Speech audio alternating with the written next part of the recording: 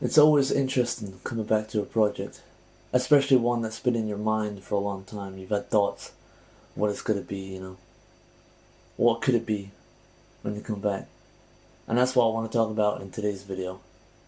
For example, if you're someone that has grown up in the same town pretty much their whole life, are the friends that you have the friends that you want, or are they the people that you just grew up with and now you're just stuck together forever? And to change the friend group would be ridiculous. The politics that would be involved, right? You can't just see one person and not see the others. No matter how many arguments you could have, you're gonna get back together, right? So imagine you did get the chance to change your friends, to change your situation, Would you do it? What would you need to do it? What would be the sacrifice? What are you willing to sacrifice?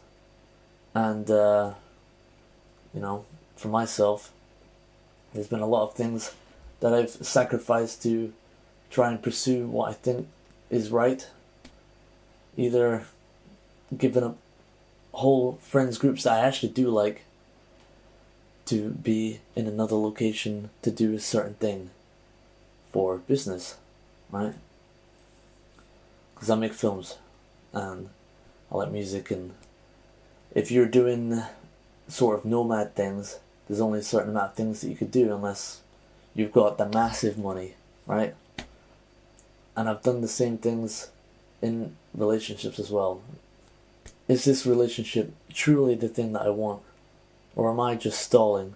Am I just stalling myself so then I don't have to focus on what I actually want to do, because what I actually want to do is scary? How could you base your future plans on emotions, right? As a guy, you think about the logic of stuff, you think about the security of this and that. That's what we're supposed to be doing, right? But they're supposed to be really thinking about the future, planning what's right. You get your money in place, you get everything in place, trying to set up a whole thing, right? And if you have a relationship that is all emotional based, right? Then it's not just you. It's a contract that could be wiped at any moment. I mean, people get married to try and solidify those emotions and put them together, but you've seen them divorce rates, eh? So that's when it comes down to, what are you willing to sacrifice? Yeah, how are you supposed to know what's going to happen? No one knows, right? But you can have an educated guess, and you can also try to facilitate where it's going to go. And everyone knows that when you make no choices, you still are making a choice. And that choice is to do fuck all, right? So I'd rather have a life where you're making active choices and you are an actual actor in your life and you're doing stuff. You're actually being the protagonist of your goddamn movie. Even if you're the antagonist, at least you're doing something. Everyone likes a good villain. And when I think about when I was back in high school and I thought about the things that would happen in the future, because I always knew that I would be doing something creative, either with art or music or whatever.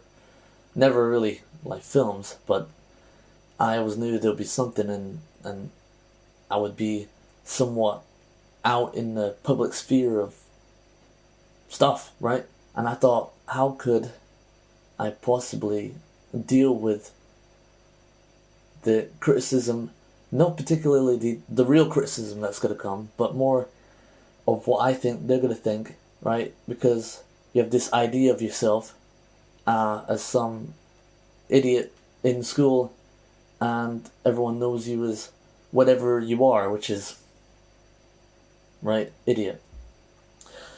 And then you get out, and eventually it's kind of like your identity shifts, and you can easily see how you could become someone that you've seen on the films, or in some big business thing, or on YouTube or whatever, right? Your identity is not from your education, and it's not from whatever future thing that is. And you just get lost, and then you start doing the family, friends, safe thing, because you're just living life, right? What are you? Just floating through space. However, it's a great place if you want to build a new way, right? Especially if you've had a long time off. But it's a sheer slap in the face when you start again and you realize that you can't even talk for like one bit without cutting it. And one thing that I thought for a long time is like, well, what identity do I want? Oh, let's have a look on YouTube. Wow, I like this guy. Oh, I like this. Oh, these are two people. Oh, this is like a podcast thing with a whole studio setup, right? And you're like, which one do I want? Bro, that's crazy, isn't it? Which other person do I want to be? Well, don't do that. What's the point? And the more I was looking, the more I was forgetting why I wanted to do this in the first place. Because I talk to so many people all the time about crazy important things that are happening in this world, right? And you do all this one-on-one stuff. You don't record any of it, right?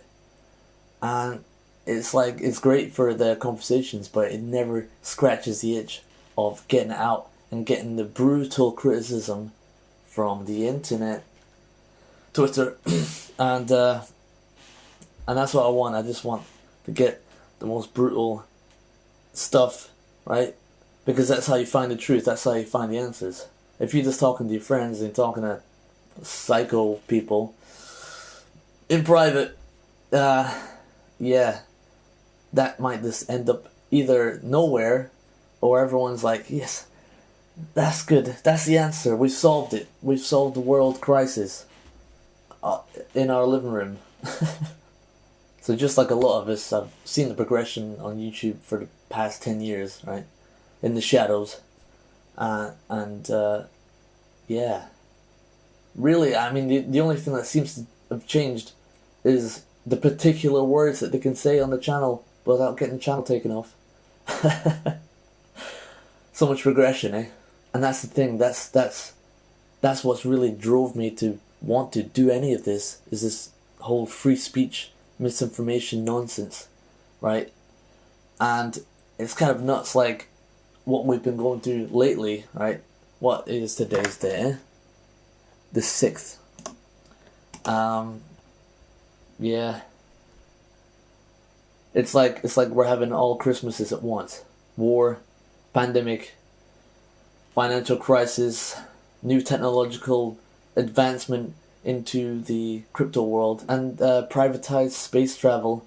It's like, you know, people talking about putting hotels on the moon already, with a plan already, right? We're going through one of the craziest times ever to live. Yeah, I think that's what I wanted to say today. Starting something new. Being able to start fresh. Being able to be someone that you've always wanted to be, right? No matter what. You don't need to move different places. You don't need to give up so many different things just to be able to do what you really want, right?